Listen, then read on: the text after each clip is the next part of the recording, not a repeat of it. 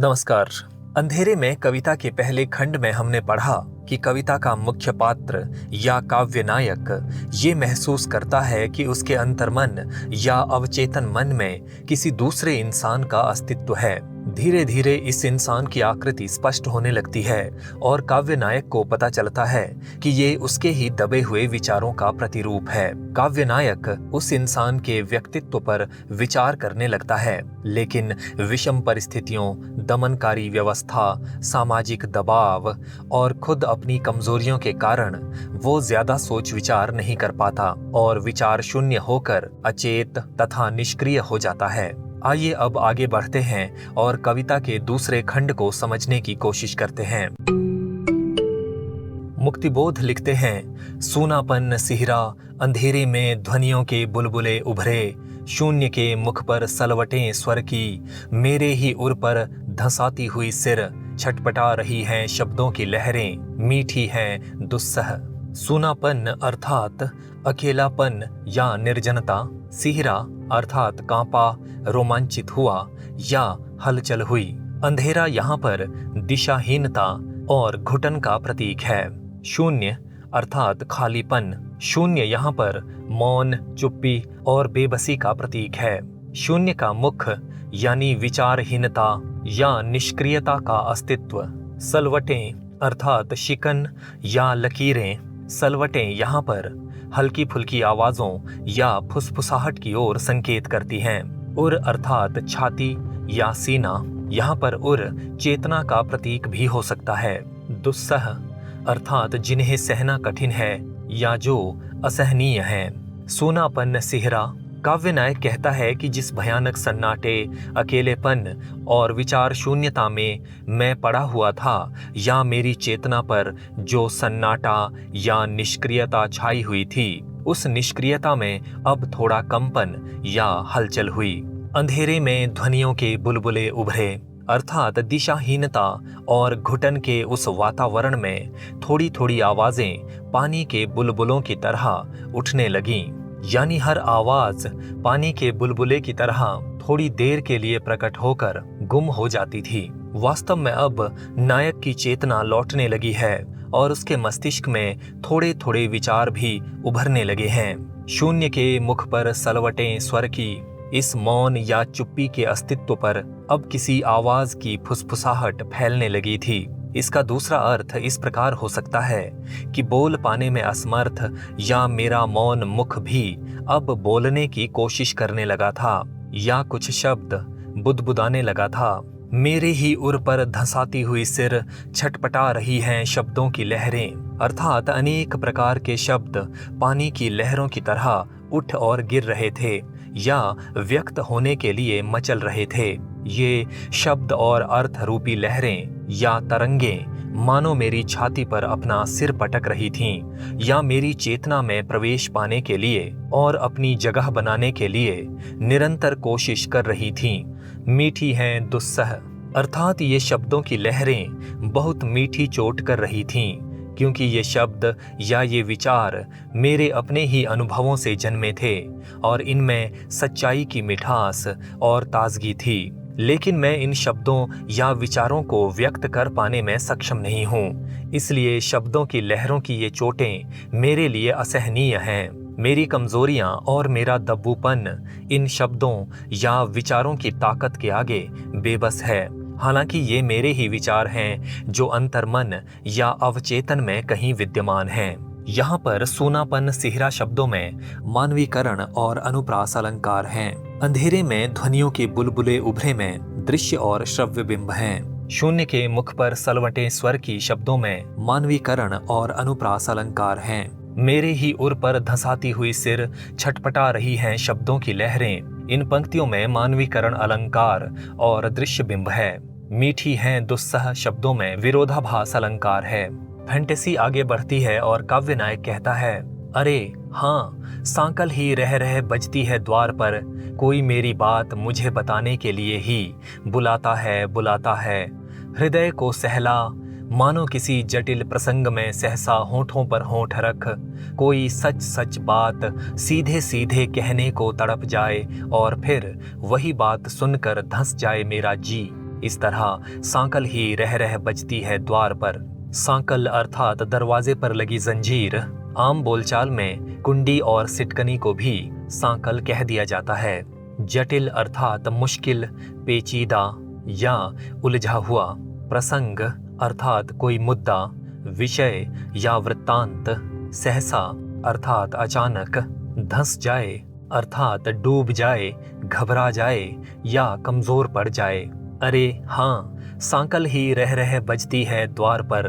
काव्य नायक की चेतना लौटती है और उसे महसूस होता है कि निराशा, निष्क्रियता और विचार शून्यता के जिस अंधेरे कमरे में वो बंद है, उसके बाहर कोई हलचल हो रही है। वो ध्यान से सुनता है और पहचानता है कि अरे हाँ, थोड़ी थोड़ी देर बाद या रुक रुक कर दरवाजे पर लगी हुई जंजीर बज रही है या उस जंजीर को खड़काकर कोई दरवाजे पर दस्तक दे रहा है।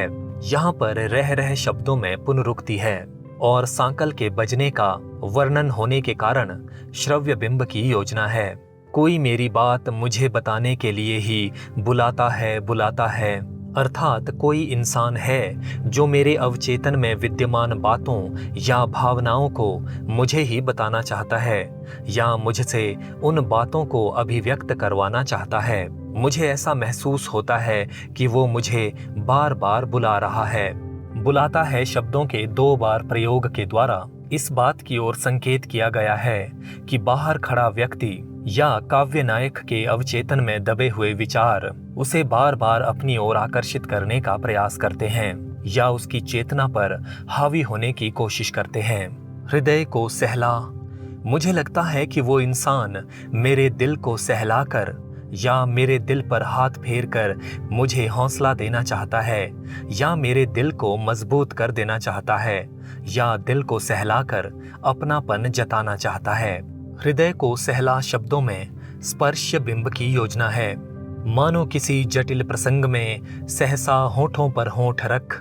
ऐसा लगता है कि वो किसी पेचीदा विषय या मुश्किल मुद्दे को लेकर अचानक ही मेरे होठों पर होंठ रख देना चाहता है या मेरी आवाज को अपनी आवाज देना चाहता है या मेरे माध्यम से कुछ अभिव्यक्त करवाना चाहता है।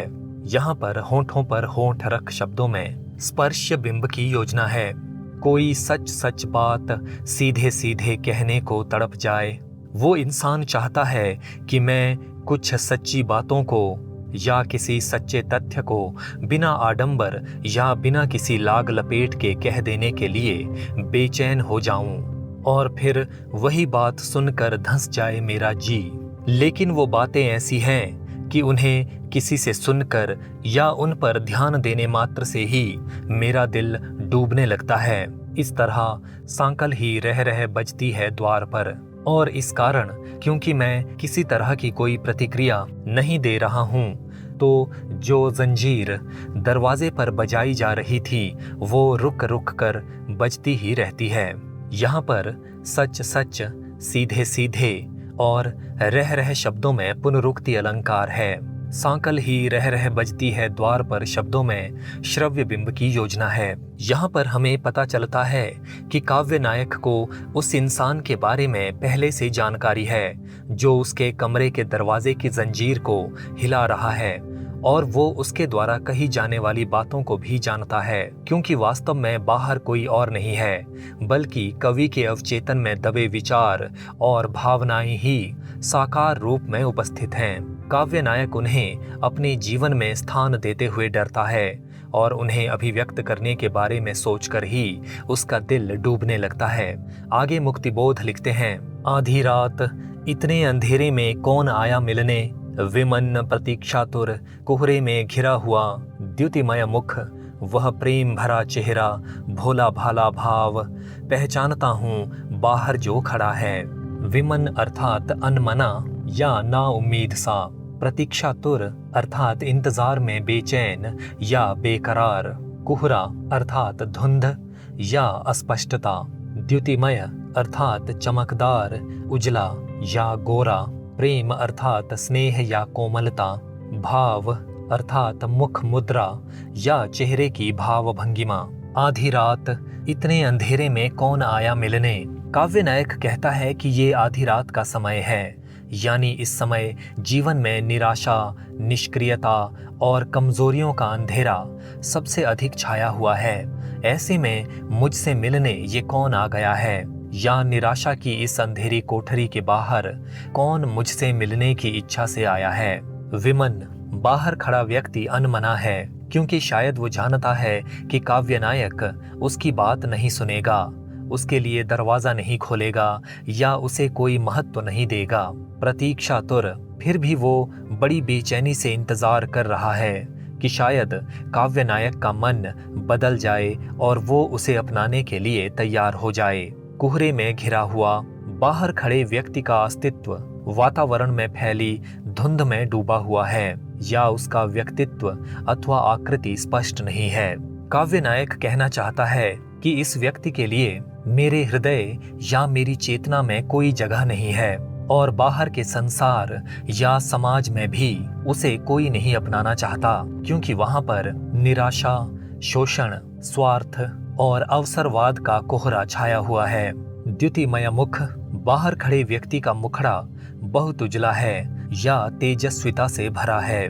वह प्रेम भरा चेहरा, उसके चेहरे पर स्नेह या कोमलता है, भोला भाला भाव, और उसकी मुख मुद्रा में भोलापन या सादगी नजर आ रही है। यहाँ पर कवि अथवा काव्य नायक ये स्पष्ट करना चाहता है कि भले ही बाहर खड़ा व्यक्ति काव्य नायक को समाज की सच्चाई व्यक्त करने और सामाजिक परिवर्तन के लिए क्रांति करने हेतु प्रेरित कर रहा है, लेकिन वो ये कार्य कोमलता, ईमानदारी और सादगी से करना चाहता है, न कि क्रूरता, हिंसा और बेईमानी से।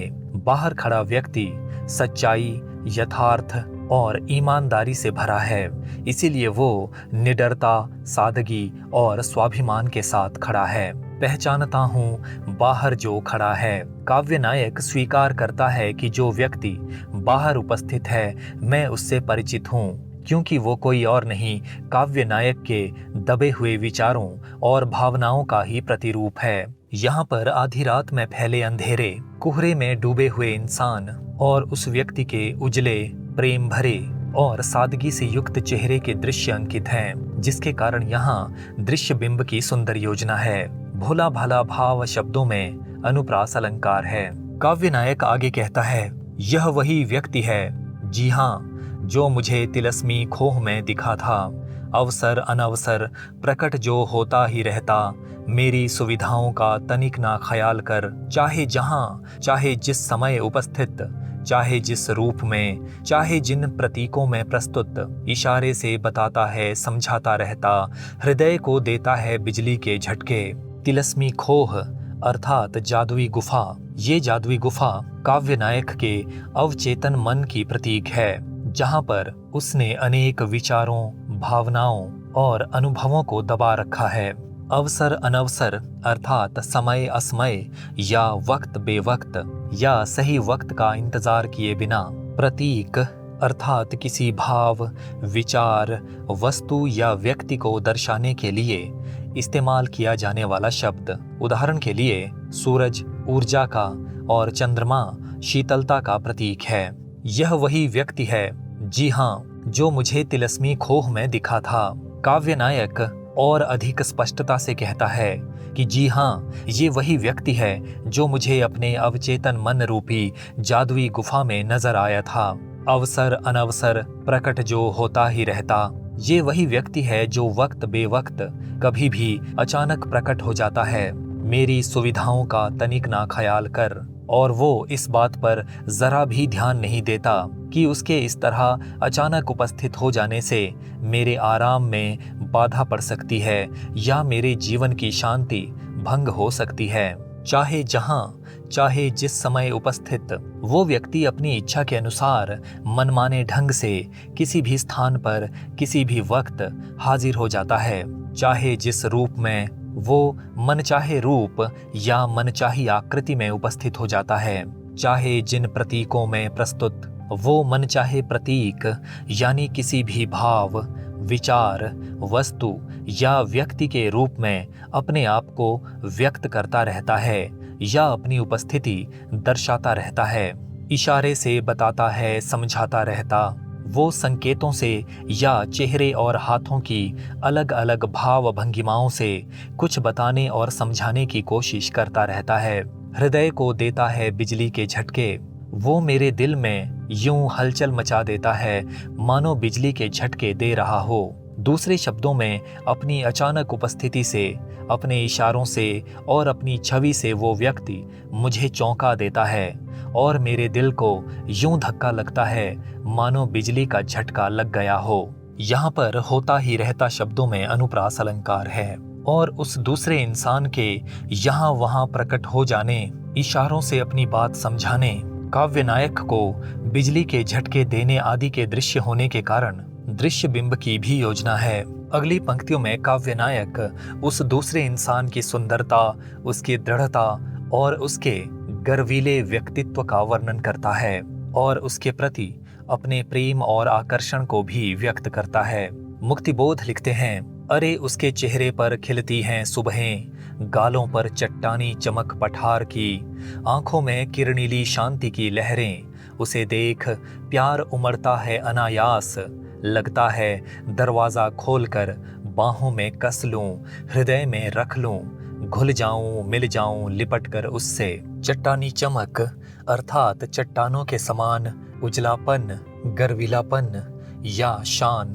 पठार अर्थात आसपास की जमीन से ऊंचा भूभाग जिसका ऊपरी हिस्सा आमतौर पर समतल होता है, यानी ऐसी स्थलाकृति जो पर्वत की तरह ऊंची होती है लेकिन उसका शीर्ष नोकदार ना होकर सपाट या ऊबड़ खाबड़ होता है। किरणीली अर्थात किरणों के समान उजाले से भरी या प्रकाश युक्त। अनायास अर्थात अपने आप, सहज रूप से या बिना किसी कोशिश के। अरे उसके चेहरे पर खिलती हैं सुबहें। काव्य नायक उत्साह से कहता है कि उस व्यक्ति के चेहरे पर सुबह का उजाला और ताजगी नजर आती है। दूसरे शब्दों में, उसका चेहरा मुझे सुंदर सुबह के आने का संकेत देता है। गालों पर चट्टानी चमक पठार की, उसके गालों पर वो चमक है जो किसी ऊंची और समतल भू आकृति की चट्टानों पर होती है। काव्य नायक कहना चाहता है कि उसके व्यक्तित्व में या उसके चेहरे पर चट्टानों से भरे ऊंचे पठार की तरह दृढ़ता, स्वाभिमान, भव्यता और गरिमा नजर आती है। आंखों में किरणीली शांति की लहरें, उसकी आंखों में शांति की तरंगे विद्यमान हैं जो किरणों के समान उजाले से भरी हैं या किरणों की तरह ऊर्जावान तथा आशावादी बनने के लिए प्रेरित करती हैं। उसे देख प्यार उमड़ता है अनायास। उसे देखकर या उसकी छवि की कल्पना करके अपने आप ही उसके प्रति प्यार जाग उठता है। काव्य नायक कहना चाहता है कि उस दूसरे व्यक्ति का व्यक्तित्व ताजगी, मजबूती, स्वाभिमान, संतोष, तेजस्विता, आशावादिता, सुंदरता और आकर्षण से भरा है और उसके ये गुण मुझे सहज ही मोहित करते हैं और अपनी ओर खींचते हैं। ना चाहते हुए भी मेरा मन उसके प्रति प्रेम और सम्मान से भर जाता है। लगता है दरवाजा खोलकर ऐसा मन होता है कि मैं इस निष्क्रियता और जड़ता की कोठरी का दरवाजा खोल लूं, यानी उस व्यक्ति का स्वागत करूं, बाहों में कस लूं, उसे अपनी भुजाओं में जकड़ लूं या उसका आलिंगन करूं, हृदय में रख लूं, उसे अपने दिल में स्थान दूं या उसकी छवि को मन में अंकित कर लूं। घुल जाऊं, मिल जाऊं, लिपट कर उससे।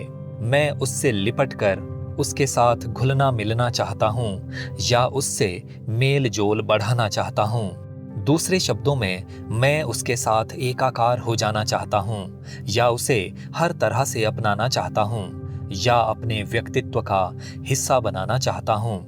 यहाँ पर काव्य नायक उस दूसरे व्यक्ति के आकर्षक और मन भावन होने का वर्णन करता है। वास्तव में ये इस बात की ओर संकेत है कि जो विचार सत्य और वास्तविकता से भरे होते हैं तथा व्यवस्था को बदलने और क्रांति करने से संबंधित होते हैं, ना चाहते हुए भी उनके लिए हमारे मन में बहुत सम्मान होता है और उनकी ओर हम आकर्षित भी होते हैं। भले ही अपनी कमजोरियों और हिम्मत की कमी के कारण हम उन्हें जीवन में स्थान न दे सकें। किंतु उनके प्रति हमारे मन में प्रेम और सम्मान का भाव सदैव कायम रहता है। यहाँ पर चट्टानी चमक शब्दों में अनुप्रास अलंकार है। चेहरे पर खिलती है सुबहें, गालों पर चट्टानी चमक पठार की, आंखों में किरणीली शांति की लहरें और दरवाजा खोलकर शब्दों में दृश्य बिंब की योजना है। इसी तरह बाहों में कस लूं और लिपट कर उससे शब्दों में स्पर्श बिंब की योजना है। अगली पंक्तियों में काव्य नायक अपनी कमियों और कमजोरियों से भरे व्यक्तित्व को उजागर करता है। वो कहता है, परंतु भयानक खड्डे के अंधेरे में आहत और क्षत विक्षत मैं पड़ा हुआ हूँ। शक्ति ही नहीं है कि उठ सकूं जरा भी। ये भी तो सही है कि कमजोरियों से ही लगाव है मुझको, इसीलिए टालता हूँ उस मेरे प्रिय को। कतराता रहता, डरता हूँ उससे। भयानक खड्डा निष्क्रियता, संत्रास, चेतना शून्यता, अवसाद और कायरता की डरावनी स्थिति का प्रतीक है। अंधेरा यहाँ पर घुटन या दम घोंटने वाले वातावरण का प्रतीक है, जहाँ पर कोई भी दिशा या कोई मार्ग नहीं सूझता। आहत अर्थात चोटिल या बेबस, क्षत विक्षत अर्थात जख्मी या घावों से भरा हुआ। ये घाव शारीरिक, मानसिक या मनोवैज्ञानिक किसी भी प्रकार के हो सकते हैं। परंतु भयानक खड्डे के अंधेरे में आहत काव्य नायक कहता है कि लेकिन मैं तो निष्क्रियता और संत्रास के डरावने गड्ढे की घुटन या दम घोंटू वातावरण में आहत या बेबस पड़ा हूँ और क्षत विक्षत में पड़ा हुआ हूँ। मेरी चेतना या मेरा व्यक्तित्व जख्मी या जर्जर हालत में पड़ा हुआ है। डरावने खड्डे के अंधेरे में काव्य नायक के आहत और क्षत विक्षत पड़े होने का चित्रण होने के कारण यहाँ दृश्य बिंब की योजना है। शक्ति ही नहीं है कि उठ सकूं जरा भी। मुझ में ताकत या हिम्मत नहीं है कि जरा सा भी उठ सकूं या सक्रिय हो सकूं। यह भी तो सही है कि कमजोरियों से ही लगाव है मुझको, और ये बात भी एकदम सच्ची है कि मुझे अपने व्यक्तित्व की दुर्बलताओं से ही प्रेम है। भाव ये है कि मध्यम वर्ग का व्यक्ति अपनी सारी कमजोरियों से परिचित होते हुए भी उन्हें दूर करने की कोशिश नहीं करना चाहता। वो एक सीमित दायरे में जीना चाहता है और ये स्वीकार करता है कि वो आलसी, सुविधाभोगी, डरपोक, दब्बू और निष्क्रिय व्यक्ति है। उसे अपने जीवन में कोई नई हलचल नहीं चाहिए। ना ही वो किसी शोषित इंसान के पक्ष में बोल सकता है और ना ही शोषकों के विरोध में कुछ कह सकता है। उसने कमजोरियों भरा व्यक्तित्व ही स्वीकार कर लिया है। इन पंक्तियों का कोष्ठक में होना इस बात की ओर संकेत करता है कि हालांकि मध्य वर्ग का नायक अपनी कमजोरियों से परिचित है और उसने अपने कमजोर व्यक्तित्व को स्वीकार भी कर लिया है, लेकिन फिर भी वो खुले तौर पर अपने आप को एक आराम परस्त और दुर्बल व्यक्तित्व का इंसान घोषित नहीं करना चाहता। यानी उसके भीतर कहीं ना कहीं अपनी कमजोरियों को दूर करने और अपने व्यक्तित्व को बदलने की इच्छा बाकी है। वो खुले तौर पर या हमेशा के लिए अपने आप को एक कमजोर व्यक्ति के रूप में नहीं देखना चाहता। इसीलिए टालता हूँ उस मेरे प्रिय को। काव्य नायक कहता है कि अपनी कमजोर शारीरिक व मानसिक स्थिति के कारण मैं अपने उस पसंदीदा इंसान से मिलना स्थगित कर देता हूँ या उसे हर बार टाल देता हूँ। कतराता रहता, डरता हूँ उससे, मैं उससे बचता फिरता हूँ और उसके अस्तित्व से घबराता भी हूँ। मुक्तिबोध कहना चाहते हैं कि एक मध्यम वर्गीय व्यक्ति को सच्चाई, वास्तविकता और क्रांति से भरे विचार पसंद तो आते हैं, लेकिन वो उन्हें अपने व्यक्तित्व में उतारने या जीवन में स्थान देते हुए घबराता है, क्योंकि वो अपने सुविधाओं से भरे आरामदेह जीवन में किसी तरह का खलल या उपद्रव नहीं चाहता। यहाँ पर कवि ने इस मनोवैज्ञानिक तथ्य की ओर भी संकेत किया है कि हमें अक्सर वही चीजें या लोग पसंद आते हैं जिन्हें पाना या अपनाना मुश्किल होता है। जो लोग या जो वस्तुएं हमें सरलता से उपलब्ध हो जाती हैं, हम उनका महत्व अक्सर कम करके आंकते हैं। अगली पंक्तियों में काव्य नायक स्पष्ट करता है कि वो उस दूसरे व्यक्ति से इसलिए बचता फिरता है क्योंकि वो दूसरा व्यक्ति उसे बड़ी बड़ी चुनौतियों को स्वीकार करने के लिए प्रेरित करता है। वो उसे क्रांति और सामाजिक परिवर्तन के मुश्किल रास्ते पर चलने के लिए उकसाता है। और काव्य नायक के लिए अकेले ही इतना सब कुछ कर पाना संभव नहीं है। काव्य नायक कहता है, वो बिठा देता है तुंग शिखर के खतरनाक खुरदरे कगार तट पर, शोचनीय स्थिति में ही छोड़ देता मुझको। कहता है, पार करो पर्वत संधि के गहवर, रस्सी के पुल पर चलकर, दूर उस शिखर कगार पर स्वयं ही पहुंचो। तुंग शिखर अर्थात ऊंची चोटी, खुरदरा अर्थात रूखा ऊबड़ खाबड़ या ऊंचा नीचा स्थान जहां पर बैठना तकलीफ देह होता है। कगार तट अर्थात किनारे का सिरा या बिल्कुल अंतिम बिंदु। तुंग शिखर का कगार तट उस स्थान का प्रतीक है जहां से क्रांति का रास्ता शुरू होता है। इसे प्रस्थान बिंदु भी कह सकते हैं। शोचनीय अर्थात चिंताजनक या बहुत खराब। पर्वत संधि अर्थात वो स्थान जहां पर दो पर्वत या पहाड़ियां आपस में मिलती हैं। गहवर अर्थात गड्ढा या खाई। यहाँ पर पर्वत समाज के अमीर और गरीब वर्गों के प्रतीक हैं और गड्ढा उनके बीच की खाई या उनके बीच की दूरी का प्रतीक है। रस्सी का बना पुल क्रांति और सामाजिक परिवर्तन का रास्ता है जिस पर अनेक मुश्किलें हैं। इस रास्ते पर चलते हुए शोषक वर्ग यानी पूंजीपति और सत्ताधारी वर्ग का आक्रोश झेलना पड़ सकता है। शिखर कगार अर्थात किसी चोटी का अंतिम सिरा। शिखर कगार क्रांति के रास्ते की मंजिल है। वह बिठा देता है तुंग शिखर के खतरनाक खुरदरे कगार तट पर। काव्य नायक कहता है कि वो व्यक्ति जो बाहर खड़ा मेरी प्रतीक्षा कर रहा है, वो मुझे किसी ऊंची चोटी के डरावने और ऊबड़ खाबड़ किनारे के एकदम अंतिम बिंदु पर ले जाकर बिठा देता है, यानी ऐसी जगह पहुंचा देता है जहां से क्रांति और परिवर्तन की मुश्किल यात्रा अकेले शुरू करनी पड़ती है। शोचनीय स्थिति में ही छोड़ देता मुझको। वो इंसान मुझे बड़ी ही चिंताजनक हालत में छोड़ देता है, यानी वो मुझे किसी प्रकार की कोई सुविधा प्रदान नहीं करता। यहाँ पर कवि इस तथ्य की ओर संकेत करना चाहता है कि क्रांति और सामाजिक परिवर्तन के विचार मनुष्य को आगे बढ़ने के लिए प्रेरित कर सकते हैं, लेकिन क्रांति का रास्ता उसे अकेले ही तय करना पड़ता है और अपनी लड़ाई उसे अकेले ही लड़नी पड़ती है।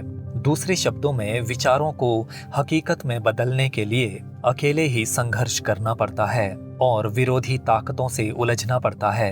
कहता है, पार करो पर्वत संधि के गहवर।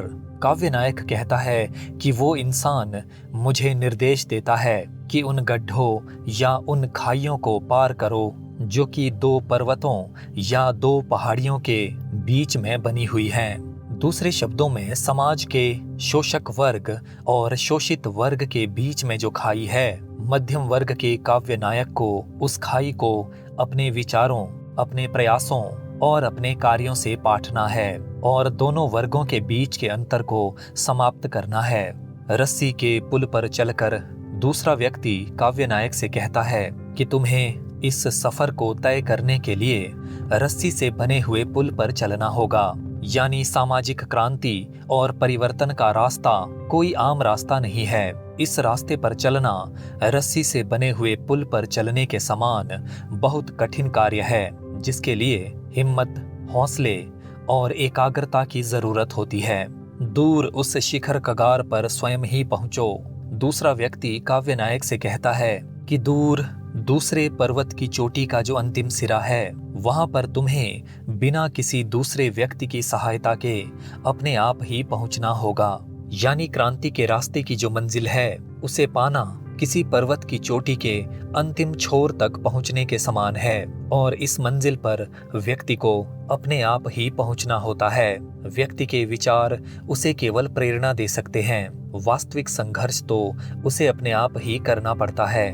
यहाँ पर खतरनाक खुरदरे और पुल पर शब्दों में अनुप्रास अलंकार है। ऊंची चोटी के ऊबड़ खाबड़ किनारे, पर्वतों के बीच की खाई, रस्सी के पुल और दूसरी चोटी के सिरे का चित्रण होने के कारण यहाँ दृश्य बिंब की भी योजना है। अरे भाई, मुझे नहीं चाहिए शिखरों की यात्रा, मुझे डर लगता है ऊंचाइयों से, बजने दो सांकल, उठने दो अंधेरे में ध्वनियों के बुलबुले, वह जन वैसे ही आप चला जाएगा, आया था जैसा। खड्डे के अंधेरे में मैं पड़ा रहूंगा, पीड़ाएं समेटे। शिखरों की यात्रा से तात्पर्य है क्रांति के रास्ते का सफर या बड़े लक्ष्यों को प्राप्त करने के लिए सक्रिय होना। ऊंचाइयां अर्थात ऊंचे ऊंचे लक्ष्य, बड़ी बड़ी मंजिलें या प्रसिद्धि, यश और प्रतिष्ठा। खड्डा निष्क्रियता, अकेलापन और विचार शून्यता का प्रतीक है। अंधेरा घुटन और दिशाहीनता से युक्त वातावरण का प्रतीक है। अरे भाई, मुझे नहीं चाहिए शिखरों की यात्रा। काव्य नायक स्वीकार करता है कि हे भाई, मैं क्रांति के रास्ते का सफर नहीं करना चाहता या बड़े बड़े लक्ष्यों को प्राप्त करने के लिए प्रयास नहीं करना चाहता। मुझे डर लगता है ऊंचाइयों से, मुझे बड़ी बड़ी मंजिलों से या प्रसिद्धि और प्रतिष्ठा से डर लगता है या घबराहट होती है। बजने दो सांकल। दरवाजे को अगर कोई जंजीर से खटखटा रहा है तो उसे खटखटाने दो। उठने दो अंधेरे में ध्वनियों के बुलबुले। निराशा और दिशाहीनता के अंधेरे में आवाजों को पानी के बुलबुलों की तरह प्रकट होने और खो जाने दो। वह जन वैसे ही आप चला जाएगा, आया था जैसा। वो रहस्यमय व्यक्ति जिस प्रकार आया था उसी प्रकार लौट भी जाएगा। यानी यदि मैं उसे अपनी चेतना या अपने दिल और दिमाग में जगह नहीं दूंगा तो वो निराश होकर कोशिश करना छोड़ देगा और यहाँ से चला जाएगा। खड्डे के अंधेरे में मैं पड़ा रहूंगा अर्थात मैं निष्क्रियता और निराशा के गड्ढे में फैली हुई घुटन या दिशाहीनता के अंधेरे में यूं ही पड़ा रहूंगा, पीड़ाएं समेटे और अपने दुखों, तकलीफों या वेदनाओं को अपने ही भीतर समेटे रखूंगा। दूसरे शब्दों में, अपने आप को अभिव्यक्त ना कर पाने का जो दुख मेरे भीतर जमा है और अपने क्रांतिकारी विचारों तथा भावनाओं को अपनी चेतना में जगह ना दे पाने की जो वेदना मेरे भीतर है, मैं उसे सहन करता रहूंगा। यहाँ पर बजने दो सांकल शब्दों में श्रव्य बिंब है। उठने दो अंधेरे में ध्वनियों के बुलबुले, इस पंक्ति में दृश्य और श्रव्य बिंब की योजना है। क्या करूं क्या नहीं करूं मुझे बताओ, इस तम शून्य में तैरती है जगत समीक्षा, की हुई उसकी सह नहीं सकता। विवेक विक्षोभ महान उसका, तम अंतराल में सह नहीं सकता। अंधियारे मुझ में द्युति आकृति सा, भविष्य का नक्शा दिया हुआ उसका सह नहीं सकता। नहीं नहीं, उसको छोड़ नहीं सकूंगा, सहना पड़े मुझे चाहे जो भले ही। तम शून्य अर्थात चेतना में फैली घुटन और खालीपन। जगत समीक्षा अर्थात संसार के व्यवहार या वर्तमान समाज के गुण दोषों पर चिंतन या सोच विचार करना। विवेक अर्थात समझ बूझ। विक्षोभ अर्थात मन की उथल पुथल या उद्वेग। तम अथवा अंधेरा यहाँ पर घुटन और निराशा का प्रतीक है। अंतराल अर्थात बीच में या के भीतर। द्युति अर्थात चमक या चमकदार। आकृति अर्थात छवि, शक्ल या मूर्ति। भविष्य अर्थात भावी परिस्थितियां या भावी दुनिया और समाज। नक्शा अर्थात मानचित्र या रूपरेखा। क्या करूं क्या नहीं करूं मुझे बताओ। काव्य नायक मानो अपने आप से प्रश्न करता है कि मुझे ये बताओ कि ऐसी दुविधा के समय में मुझे क्या करना चाहिए और क्या नहीं करना चाहिए। काव्य नायक महसूस करता है कि जो रहस्यमय व्यक्ति उसकी चेतना का दरवाजा खटखटा रहा है वो वास्तव में उसके भीतर के क्रांतिकारी विचार हैं और ये विचार उसके चिंतन, उसकी समझ बूझ और उसकी भविष्य की योजनाओं को प्रभावित कर रहे हैं और उनका प्रभाव इतना अधिक है कि काव्य नायक चाहकर भी उन्हें अनदेखा नहीं कर सकता। काव्य नायक कहता है, इस तम शून्य में तैरती है जगत समीक्षा, की हुई उसकी अर्थात उस रहस्यमय व्यक्ति या मेरे भीतर की क्रांतिकारी सोच के द्वारा मेरी चेतना में फैली घुटन और खालीपन में भी समाज और दुनिया की स्थिति या व्यवहार के गुण दोषों पर चिंतन चलता रहता है। सह नहीं सकता, मैं इसे सह नहीं सकता या अनदेखा नहीं कर सकता। दूसरे शब्दों में, समाज और दुनिया की समीक्षा मुझे बेचैनी से भर देती है। विवेक विक्षोभ महान उसका, तम अंतराल में घुटन और निराशा के बीच भी क्रांति की ये भावनाएं मेरी समझ बूझ और मानसिक उथल पुथल को बहुत अधिक जागृत किए रखती हैं या मुझे उद्वेग से भर देती हैं। सह नहीं सकता, मैं इस बात को अनदेखा नहीं कर सकता। अंधियारे मुझ में द्युति आकृति सा भविष्य का नक्शा दिया हुआ उसका, अर्थात मेरी चेतना के अंधेरे में उस रहस्यमय व्यक्ति ने भविष्य या भावी दुनिया का एक मानचित्र टांग दिया है, जिसकी छवि किसी चमकदार मूर्ति की तरह है। सह नहीं सकता, इस नक्शे या इस सुनहरे भविष्य की रूपरेखा को मैं अनदेखा नहीं कर सकता। ये मुझे बेचैनी से भर रही है। नहीं, उसको छोड़ नहीं सकूंगा। काव्य नायक दृढ़ निश्चय के साथ कहता है कि मैं उस रहस्यमय व्यक्ति को इस प्रकार नहीं जाने दे सकता, या मेरे लिए उसे छोड़ देना संभव नहीं है। सहना पड़े मुझे चाहे जो भले ही, मैं उसे अपनाऊंगा, भले ही इसके लिए मुझे किसी भी प्रकार के कष्ट सहने पड़े या किसी भी प्रकार का संघर्ष करना पड़े। मैं हर प्रकार के संघर्ष के लिए तैयार हूँ। यहाँ पर विवेक विक्षोभ शब्दों में अनुप्रास अलंकार है। इसी तरह अंधियारे मुझ में द्युति आकृति सा भविष्य का नक्शा दिया हुआ उसका, इन पंक्तियों में उपमा अलंकार है और दृश्य बिंब की भी योजना है।